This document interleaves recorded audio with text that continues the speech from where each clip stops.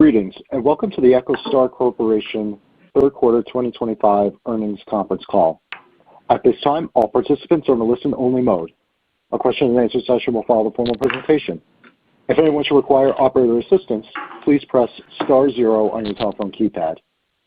As a reminder, this conference is being recorded.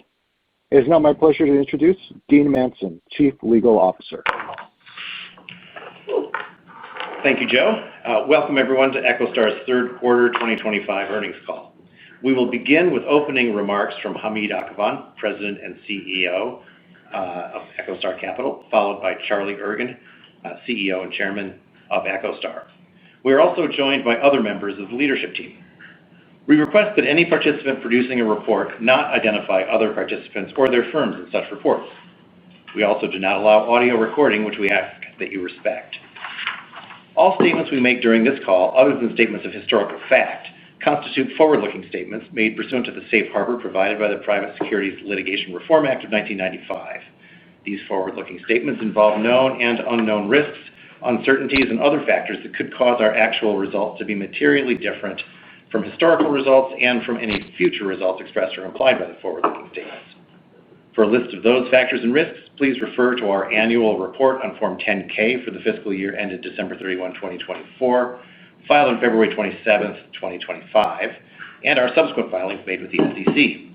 This information and supplemental materials relating to today's call will be posted on our investor relations website. All cautionary statements we make during the call should be understood as being applicable to any forward-looking statements we make wherever they appear. You should carefully consider the risks described in our reports and should not place any undue reliance on any forward-looking statements. We assume no responsibility for updating any forward-looking statements. We refer to OIBDA and free cash flow during this call. The comparable GAAP measure and a reconciliation for OIBDA is presented in our earnings release and, in the case of free cash flow, in our Form 10-Q as filed with the SEC today. With that, I'll turn it over to Hamid. Thank you, Dean. Welcome, everyone, and thank you for joining us today. I would like to start by addressing the change in our call format this morning in that we have Charlie Ergen, our founder and chairman, here with us today. Charlie and I will provide some updates on our business, our recent transactions, and discuss some changes within our organization. As you know, we recently announced the signing of a series of major transactions, one with AT&T at the end of August and another with SpaceX in September, valued at approximately $23 billion and $19 billion, respectively. These transactions were instrumental in resolving the FCC's review of the company's spectrum utilization. Further, just this morning, we announced an amended definitive agreement with SpaceX, which builds upon the agreement the companies entered into in September to sell EchoStar's unpaired AWS-3 spectrum license for approximately $2.6 billion in SpaceX stock. Once these transactions close, we will have the capital runway necessary to continue to expand our existing operations as well as the freedom to pursue new opportunities. This focus on new growth avenues significantly broadens the aperture of our business going forward. In light of this increase in the scope of responsibilities for the company, Charlie and I have decided to create a new division focused primarily on capital management and M&A. Going forward, I will lead this new division as the CEO of EchoStar Capital. I will also continue to manage Hughes Network Systems. Charlie will take on the position of EchoStar CEO in addition to his role as chairman, managing our video and wireless operating business units. These changes are effective immediately.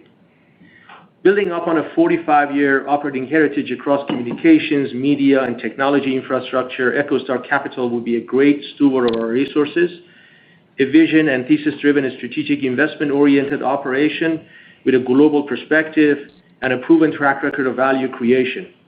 Our institutional knowledge and experience uniquely positions us in the marketplace to create superior and lasting value through innovation, execution, and integration, allowing us to invest in operating businesses who can expand our capabilities and market reach and focus on initiatives that generate sustainable shareholder value. I'm incredibly excited about this opportunity and ability to usher in this new phase for EchoStar. I will now hand off to Charlie for a few comments.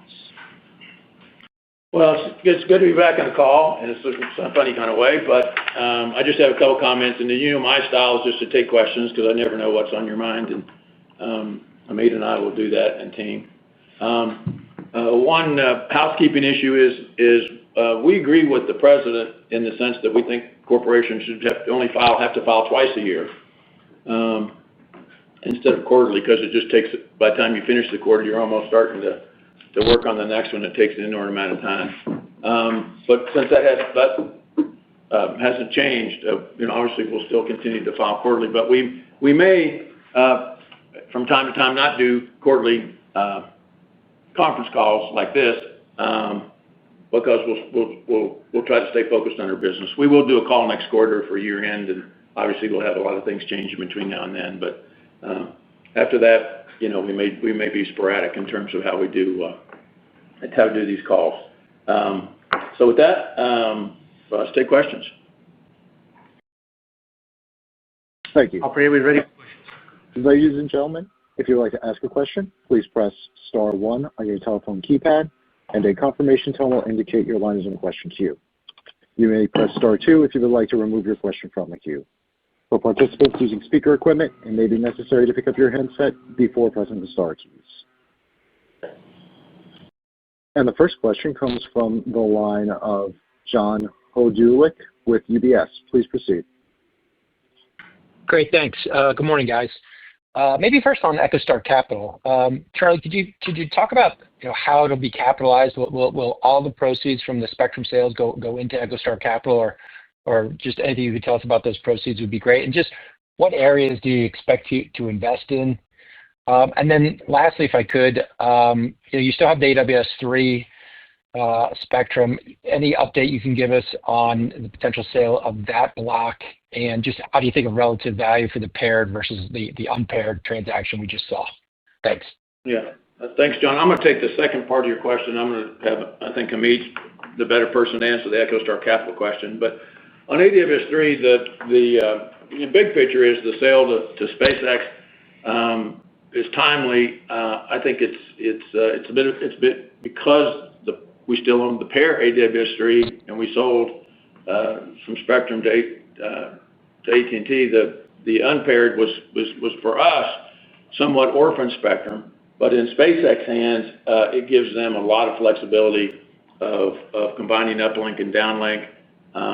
It gives them a lot of flexibility for where spectrum might come in the future. So for them, obviously, it went for a lower price, but they're going to be able to make obviously much better use of it than we can in today's terms. And so, and we're pleased to get SpaceX stock because we think that's Hamid will talk about this maybe later, but that's obviously the kind of the first place EchoStar Capital is going with the equity interest in SpaceX, and we can talk more about why we think that's an excellent investment. The paired spectrum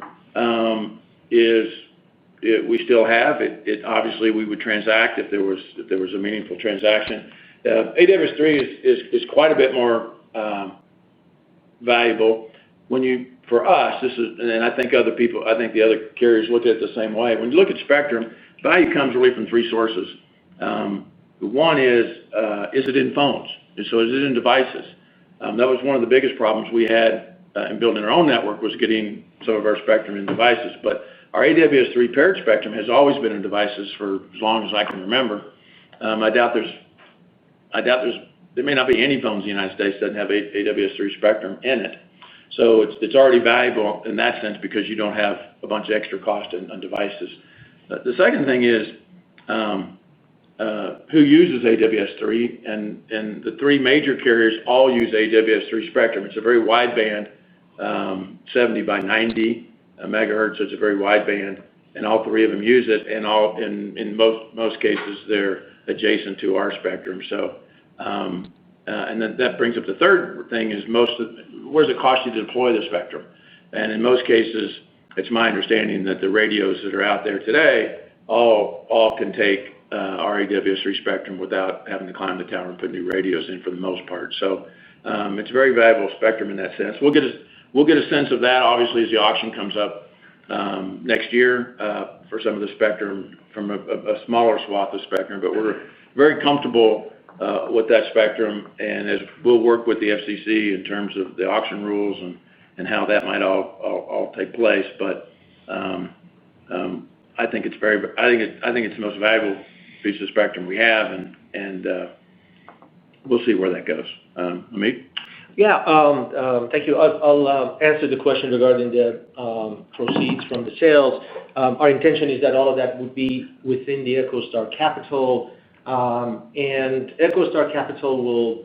I believe our shareholders would be remiss if we didn't take advantage of 45 years of our institutional heritage and thesis-driven innovation and execution in the broad fields that EchoStar has been involved in to maximize the value that they can get for that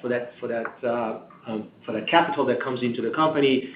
I can't see too many companies that have the strategic understanding and the breadth that EchoStar brings to the table across telco, space, aero, defense, and all the fields that the portfolio families of EchoStar have been leading and involved in.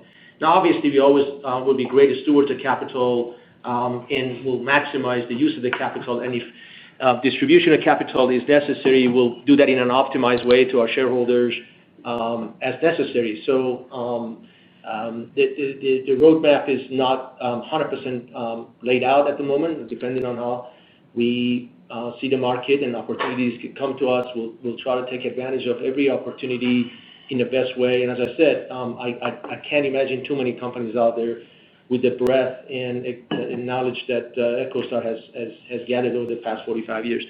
That's our plan at the moment. Obviously, as time goes on, we will be more specific about how and where we deploy that capital or any sort of distribution that could be decided in the future. But to start, we need to get all of that in place. The money is not here yet, so we have time to organize ourselves around how we would maximize the use of that capital. Great. And one more follow-up, if I can. Just, Charlie, any update on negotiations with the tower companies? And what happens to the entity, the Dish Network, that has the deals with the towers? Will that entity sort of stay in place?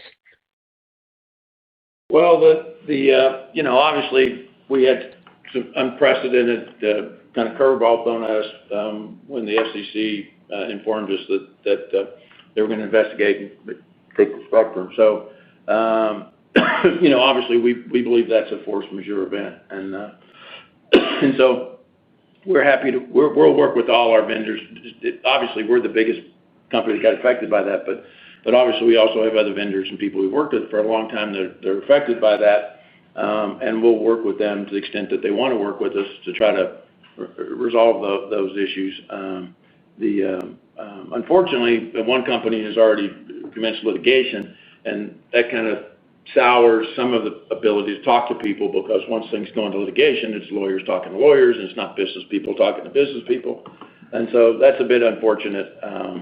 But the network is obviously an independent company when we did it. It's still an independent company, and it will obviously handle this through that entity. It'll handle all these negotiations through that entity. So we'll see where that shakes out. We hope that everything can, other than the current litigation, we hope that those things can be resolved, and we're open to have those discussions. Great. Thank you both. The next question comes from the line of Brent Penter with Raymond James. Please proceed. Hey, good morning, everyone. Thanks for taking the questions. A couple follow-ups on some of John's questions. So you clearly are excited about the SpaceX stake that's now getting bigger.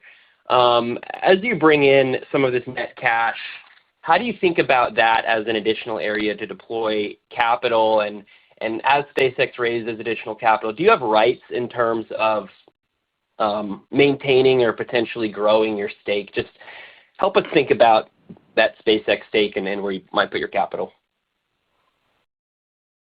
First of all, we are very excited about having that equity on our balance sheet. We consider that our first investment in EchoStar Capital. We believe that equity has tremendous growth opportunities just by the fact that SpaceX has such a significant lead in the technology within the space, and the space is becoming the next infrastructure in the world as launch capabilities and cost has become economical, and also global security and communication has become more important in the age of AI. So we see that as being a strategic holding. We obviously will keep that on our balance sheet, excited about having the additional $2.6 billion that joins it. We certainly look to have additional investments of similar strategic nature. As I mentioned, there's a number of areas, a number of industries that we have a heritage and a deep thesis about understanding of those trends within the industry. We'll be very careful about investments that are synergistic with our thesis and understanding. Very excited about that opportunity. I can't comment about us getting more SpaceX equity or some other transaction. As I said, this is the first day of our announcement about how we're going to go forward. But we will be diversified. We'll certainly we'll be great stewards of capital. And as time goes on, we'll be more specific about the transactions. Good news is that we still have a few more months before we even have the capital on our balance sheet. So we do have the time to do a proper job of planning and communicating with you where we're heading. Yeah, and I'm just going to follow up a little bit with this will give you some insight, I think, to the way Hamid and EchoStar will think about, EchoStar Capital will think about things. But SpaceX, in terms of, we're excited about that as an investment, and what things we look at, first thing we look at is management. And SpaceX management, we've gotten to work and gotten to know over the last 10 years because we've launched on them. And they really have been the best vendor that we've worked with in space. And solved very complex problems for us, moved very quickly. And then we've worked a lot closer, obviously, as we've gone through these deals. And so they don't brag about themselves. They're pretty understated, but they are doing, based on my experience, they are doing incredible things with space, whether it be launching or satellites or services. So the second thing you look at is obviously, is this a place that where over the next decades there's going to be business, and as Hamid said, space is going to continue to grow. Particularly, you see governments with Golden Dome and security, but it's also the consumer and the ability to do broadband from satellite and also connected devices.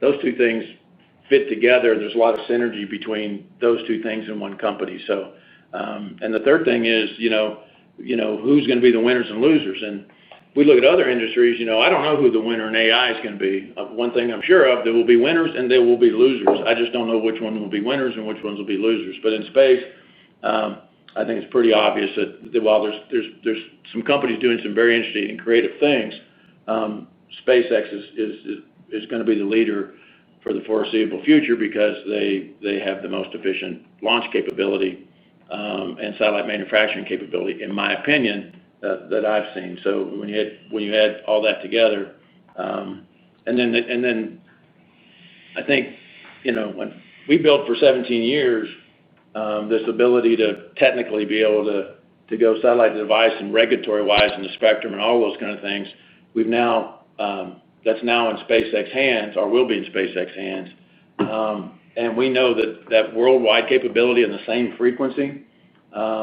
We know we would have built a good system, but they're going to build even a greater system in a faster period of time. So, that's going to be that's going to grow their business by probably that business by itself is going to be a huge part of where they grow. That's not probably in people's calculations of their value today. So that gives you a feel how we think about things. Okay, great. Appreciate all the detail there. And then a follow-up on the tower side. Since you all feel that you're relieved of those tower payments, what would actually cause you to stop making your payments to the tower companies? And then just any update on the timing of when we might have a resolution as we think about litigation and negotiations with them? Yeah, I just don't think we would get into that. I mean, the only thing I would say is litigation is not positive. Okay. Thanks, guys. The next question comes from the line of David Barden with New Street Research. Please proceed.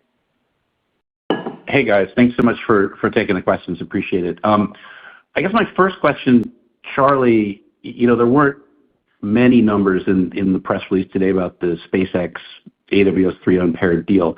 But one of those numbers was that you invested at a $212 price. So could you, for the public side investors, tell us what information do you have? What information can you share to support, what apparently is your belief that 212 is an appropriate valuation for this SpaceX company today? And then I guess my second question is maybe for Hamid or maybe you also, Charlie. The taxes on the asset sales. Joe, what the taxes would be helpful, kind of given all the different moving parts on depreciation and capitalized interest. But also, there's a theory out there that if your frustration of purpose argument works with respect to the towers, that you have access to the 1033 stepped up basis on these spectrum sales, and that the taxes could be far less than maybe the market imagines. I wonder if you could kind of opine on that. Thank you so much. Yeah. So I really,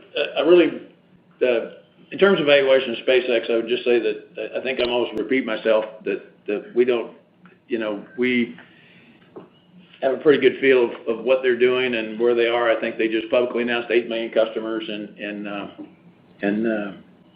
broadband. I think you could overlay their growth in broadband and then overlay a device growth and look along that same curve, and you would see a much greater valuation than $400 million.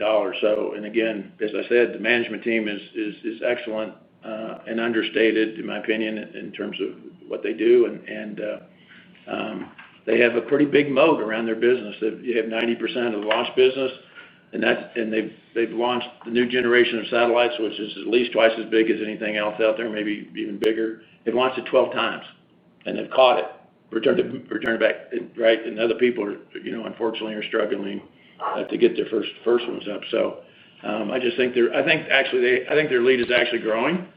Their biggest competitor is China, probably, but China, I don't know, has even successfully landed rockets. So their lead is big and growing. So if you had to pick a winner in an industry, from my opinion, I could be wrong on this, of course. And while they'll face competition and there's creative things going on in their space, they're the most obvious of any industry that I know of. They're the most kind of obvious winner, right? In terms of, every other industry, you just got, a lot of people that you just don't know who ultimately ends up on top. And of course, SpaceX still has challenges to get through, and there's still risks there. But that's the way we think about it. That's the way we'll think about things at EchoStar Capital. Who has those characteristics. On the tax side of it, we're well aware of 1033, but maybe I turn it over to Paul, or do you want to take that? I'll make a comment on that. Then we go with Paul. First of all, I absolutely endorse Charlie's statements on SpaceX. But first, we want to mention that we are not insiders to a SpaceX, so we have no inside knowledge of a SpaceX. And Charlie and I's views are 100% aligned and common on how great a SpaceX is, but that's our just personal views and based on what we have seen.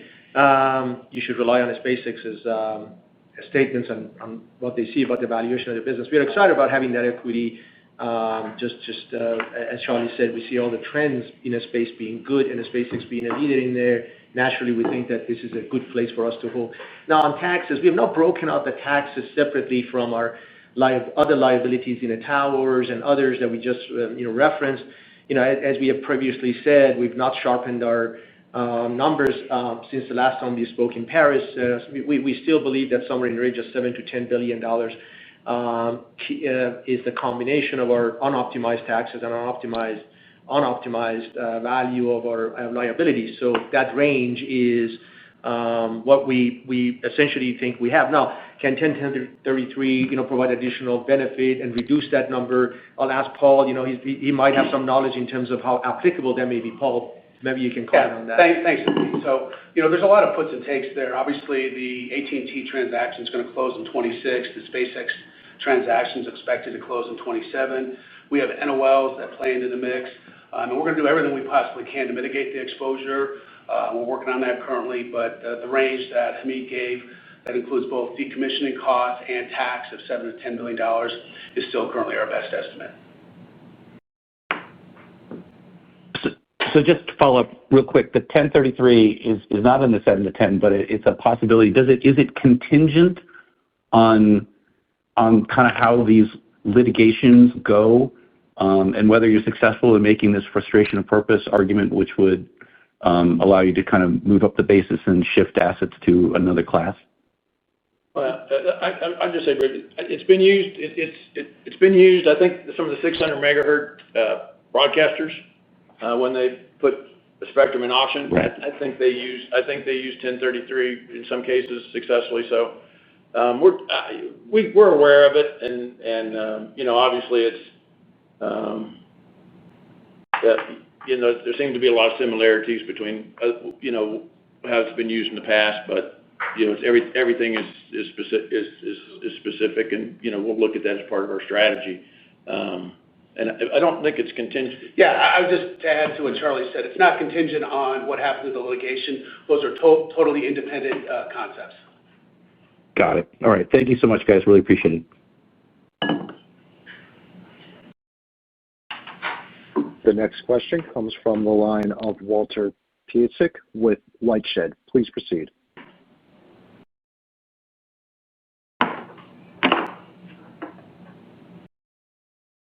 Walt, we can hear you if you are there.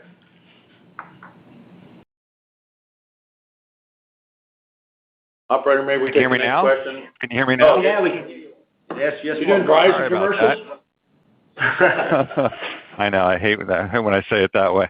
On SatsCap, I assume all the cash from all the spectrum sales is going into there. Does that keep it away from DBS shareholders and any OpEx obligations, meaning like the tower companies? And then, Hamid, you kind of danced around returning the capital, saying if it's necessary to do it. I don't know when it's ever required that you distribute cash, but can you give us a little bit more color on kind of at what point do you say, hey, we've used our 45 years of experience, we've looked around, there's not enough interesting stuff, and we're going to send cash to the shareholders? Let me take that piece first. First of all, comment of dancing around. First of all, Walt, it's a little early for me to give you a exact formula or recipe or roadmap for how we're going to utilize the cash. But as you would expect, as any great company that has institutional knowledge and heritage within certain verticals, the best option usually is to use that knowledge to deploy the capital, because they're strategic. They're the insiders to an industry that a financial investor from outside will never get that insight, right? So we would be remiss not to take advantage of all that institutional knowledge and return the capital to shareholders that would now they have to deploy that capital in a way that they would not take advantage of this ability. I think the shareholders that have been with us, and we have great ones around the table right here, Charlie himself, would certainly want us to maximize the value. Now, there's a limit to that. If I had $2 trillion, I couldn't use all of it. How much institutional knowledge I have, I probably couldn't use enough, because the industry just doesn't have that ability, or just the opportunity is not there because the market is not good, or the industries that we're focused on are out of favor, or they just don't have enough great opportunities for us. Then we obviously, as great stewards of capital, we figured out how we would distribute that capital back to the shareholders in a tax-optimized way. We are not novices in this, and certainly we're not walking into this without a full understanding of the options ahead.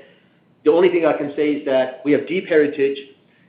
This company has proven it can return value by the fact that you have seen for the past year how the thesis that Charlie had put in place decades ago has come to play.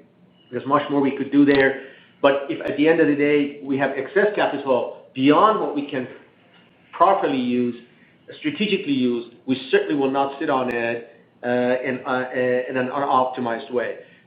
Very, very early stage for me to make any further detail on that. It would be premature for me to say that. Just trust us that we be great stewards of capital. We manage it like our own capital, as it is our own capital, primarily. And then just, is this protected from DBSD and the tower companies? And then just really a follow-up on that. Can you at least say that you're not going to like build a network or something of that ilk? These are really more passive investments that you're giving, that you're using your years of expertise to look at? Yeah, no, this is Charlie. I think maybe Paul want to jump in there, but obviously our capital structure is well known, and they're obviously separate, independent entities for specialized purposes. One thing that is clear for the AT&T transaction is we will be paying to DBS. The DBS will receive about $2.8 billion for Tranche B, which is the C-band spectrum that we're selling to. That's collateral there. So the one thing you can say is that there will be capital moving into DBS at least $2.8 billion.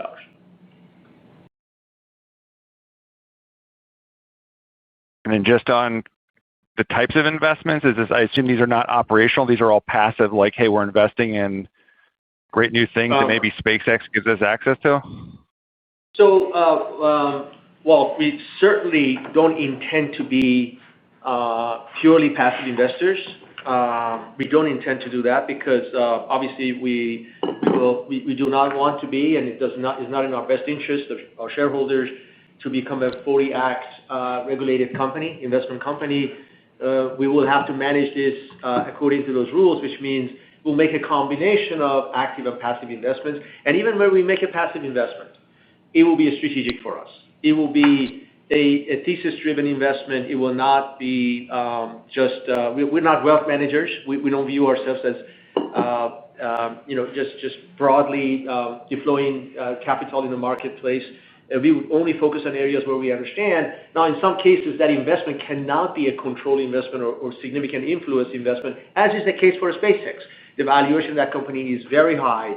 We would not be able to provide enough, and we would not have access to enough equity to make that one a control or significant influence as defined by the 40 Act. But we will balance that with other investments that we will have control and we will have operating influence to the point that we manage around any sort of regulation that would be in front of us. We will be much more precise in all of this as time goes on. Great questions for today, but we are aware of how we need to manage that, and we are not going to become a passive investment company. We like to rely on our heritage of operations. As I mentioned, we think we can combination of our understanding of technology, our ability to execute, and our heritage of innovation will give us a very good platform to create great value. And I would just add, realize we own and run three different companies today, and Hughes and Dish and Sling and Boost. So and clearly, obviously from a Boost perspective, we think that's a business that should grow, and obviously, the video business is somewhat challenged, right, as it has been for a decade. But we still see those businesses lasting for a long time. Yep. And we obviously have both Charlie and I have extensive operating experience, not just domestically but also globally.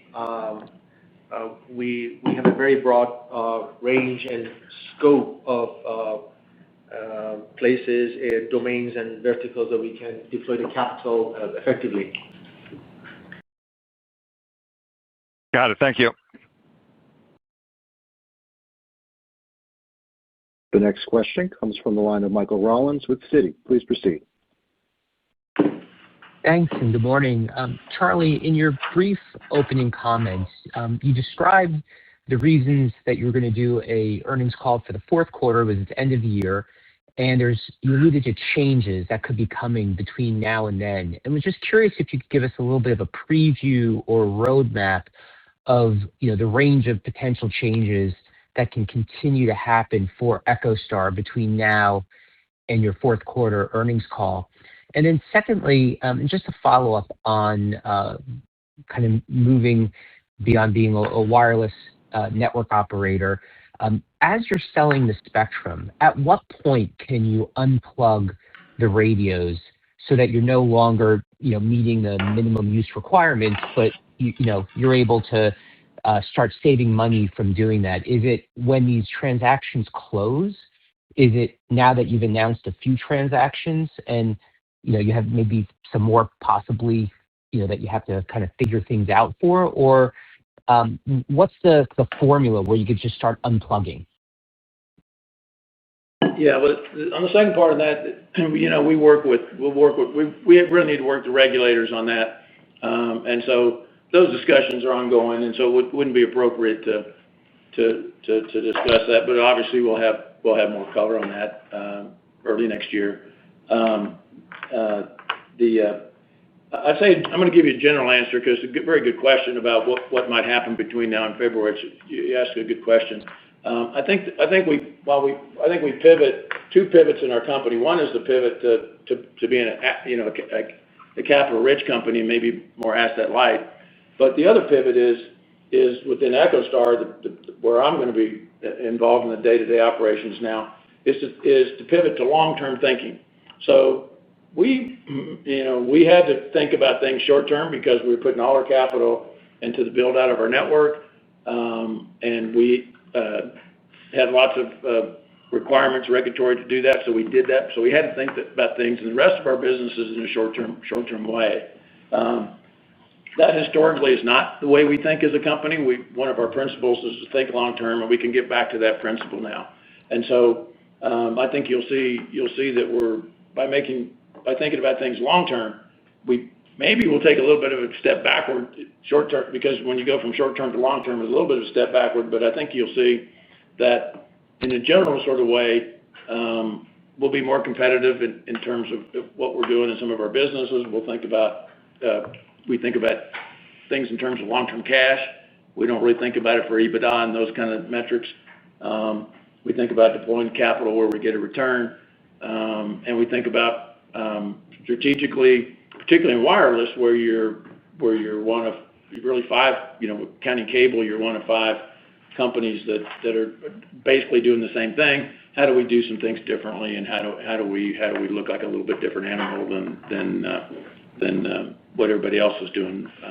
And so we're kind of going. We were building the highway, and we were Uber, and we were building the highway. Now we get to be Uber, and we just rent the highway. And so for that puts us in a little bit different situation. And I will say that I don't think people truly understand the efficiency of what we call a hybrid MNO, where we rent the radios, but we have the core, basically the brain, the cloud, and how the system operates, so we can have a differentiated experience for our customers. We do get a lot of data from what we're doing with customers, so we can make that experience better and automate that experience. And yet we don't have the burden of building and maintaining the towers, which normally wouldn't be a problem, but our scale is so small that was a challenge for us. So I don't know that I totally answered your question, but from a big picture, we're going to be thinking a little bit longer term in the core business. Thanks very much.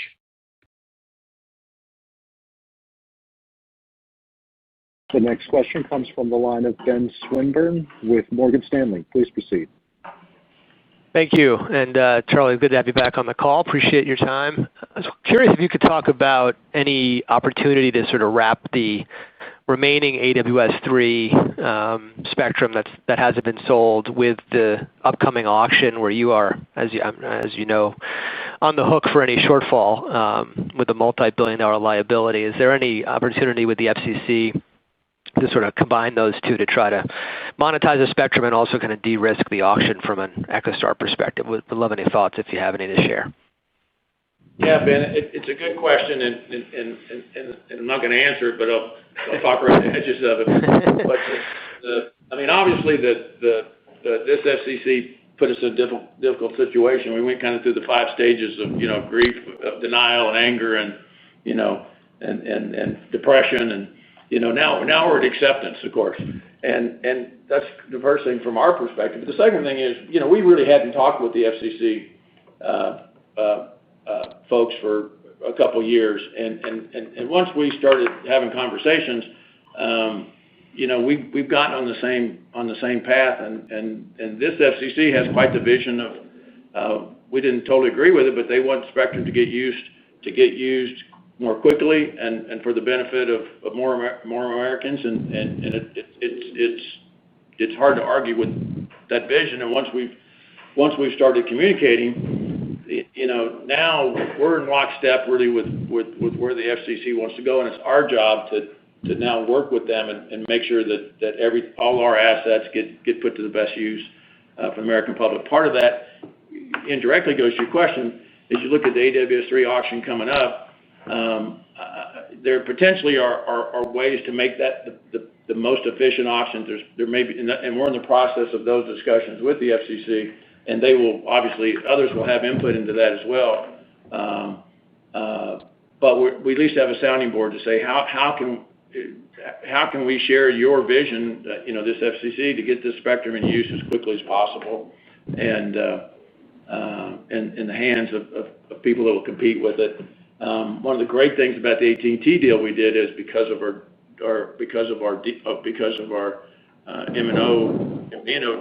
hybrid MNO deal with AT&T, we get to actually use the spectrum that we sold them. So you can think about those things in a different way, and so this FCC is they have a vision of where they want to go. That they're going to be the most influential FCC that I've worked with ever, and so it's our job to help them get there where they want to go, and that's what we're going to do. That's helpful. And just to follow up on the Boost business, now that you're running it, the history of MVNOs, these are typically not great businesses, and I know this is a hybrid MVNO, but you sound excited about the opportunity.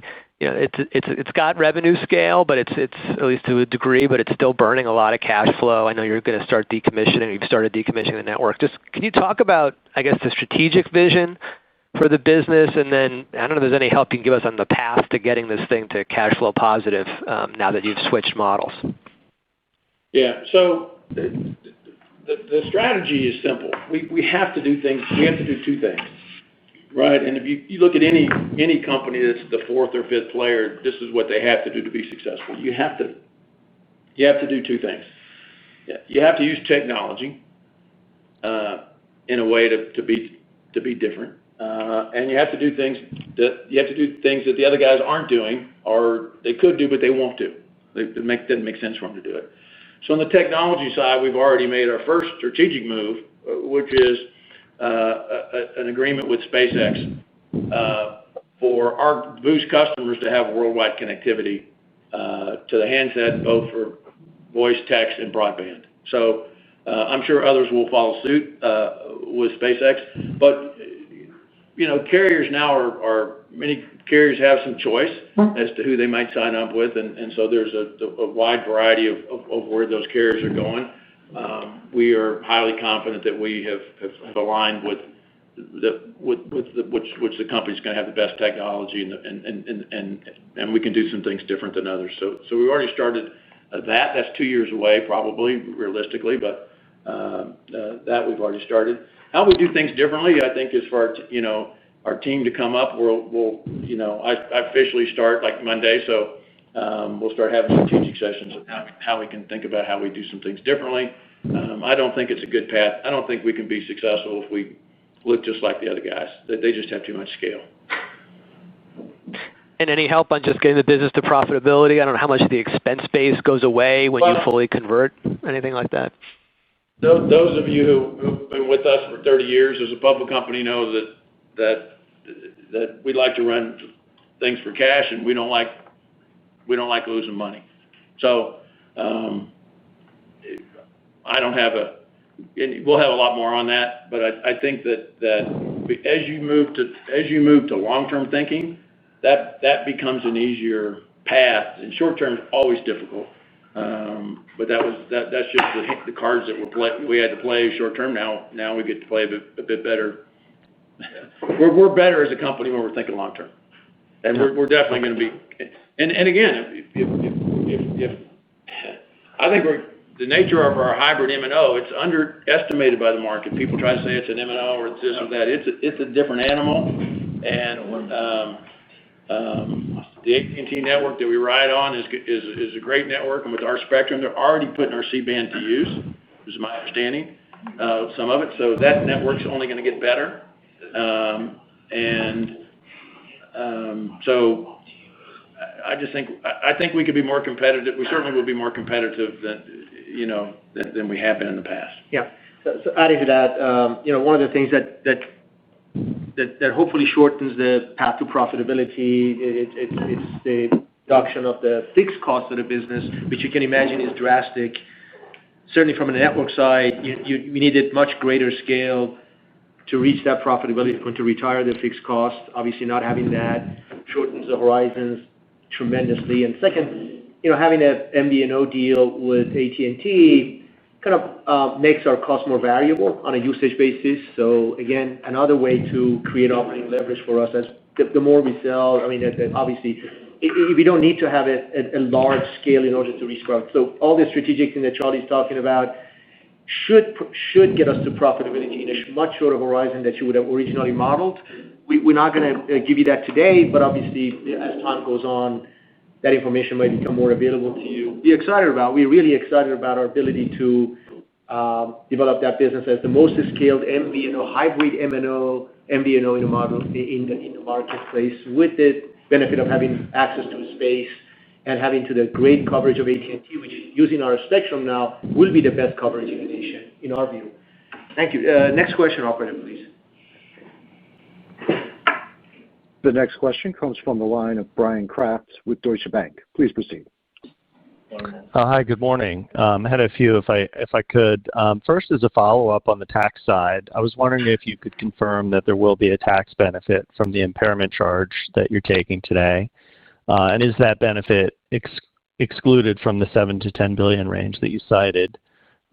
Secondly, just a follow-up on AWS-3 and the auction. Does the timing of the auction matter as it relates to you selling the paired AWS-3 licenses? Is it optimal to wait? Is it better to do it first? Just wondering how you're thinking about that. And then also the converts, I was wondering if ultimately you plan to settle those in cash or stock. And then lastly, would just love to hear your latest thoughts, Charlie, on a potential DBS merger with DirecTV at this point in time. Thank you. Paul, you want to take the first? Yeah, this is Paul. Good question there. I'll take the tax question. As it relates to the impairment charge, some of the items have already been deducted. For instance, we take bonus depreciation on the network or amortize the FCC spectrum, so we won't get a benefit of that. But the other costs, we will. And to answer your question, is that included in the $7 to $10 billion range? Yes, that is. And this, Charlie, in terms of AWS timing and so forth, again, I wish I could give you more information, but we're really working with the FCC to make that, to make sure this is the most successful auction possible and that the spectrum gets used as quickly as possible. But again, it's pretty valuable spectrum. I'd say that. And as far as the converts, we'll make a decision at the time that we can call those converts as to whether we call them or not, and if so, is it cash or stock or some combination of that. It'd just be premature to speculate on that today. And Hamid, maybe I'll throw it over to you on DirecTV. Yeah, certainly at EchoStar Capital, we look at every opportunity for value creation through inorganic transactions. The Dish and DirecTV always has seemed like a natural combination, and it's been an in-house combination. Our track record of making that work has not been great, so it's hard to predict how it might go. But certainly, we will always look at any opportunity to, take advantage of assets we have in-house with a transaction. I can't make any prediction right now about how that might go, but that item has always been on our radar, and Charlie has been very vocal about the fact that the combination of the two companies would create significant and tremendous amount of value. Operator, we'll have time for one more question. And the last question will come from the line of Chris Quilty with Quilty Space. Please proceed. Thanks. I was hoping you could possibly give a long-term update on the plans for one of those operating businesses, Hughes. You've obviously got downturns in the VSAT business and the consumer broadband. It looks like IFC is growing. Are there thoughts on either growing that business organically or non-organically, and what markets are you most focused on? Chris, thank you.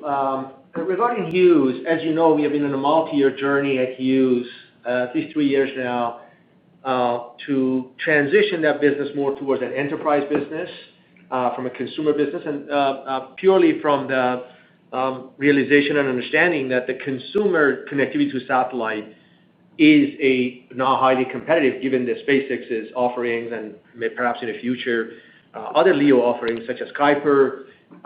We recognized years ago that we could not have a LEO system on a broadband side to compete with those, so we started shifting towards enterprise. Our expectation is that as early as next year we'll be crossing over the 50% mark on enterprise revenue. We have had significant progress in an aero, which we had almost no share on 3 years ago, and now we are only one of the couple of companies in the world that are growing on the aero side. So there are some progress being made in there. We're happy with that. We still have a long journey to make Hughes much larger scale in the enterprise. We are on the Gartner's leader quadrant as one of the few, in fact, in its industry, there is none other than Hughes on the Gartner's leader quadrant. So it shows the ability of Hughes to serve global brands across the world. We'll try to monetize and maximize that if there's any sort of M&A opportunity, as I mentioned on the list of areas, domains where we will be looking for additional M&A. You saw 3 or 4 of those actually fall within the Hughes's purview. That's aero, there's space. We talked about enterprise services. We talked about defense and domestic manufacturing, which I think all of those are areas where we have green shoots and a good understanding of the trends. And if there's at EchoStar Capital, if you find opportunities in any of those domains that would enhance Hughes's position, we'll take advantage of that. That concludes our call. Thanks for joining. Thanks, everybody. Thank you. Thank you. This concludes today's conference. You may disconnect your lines at this time. And thank you for your participation.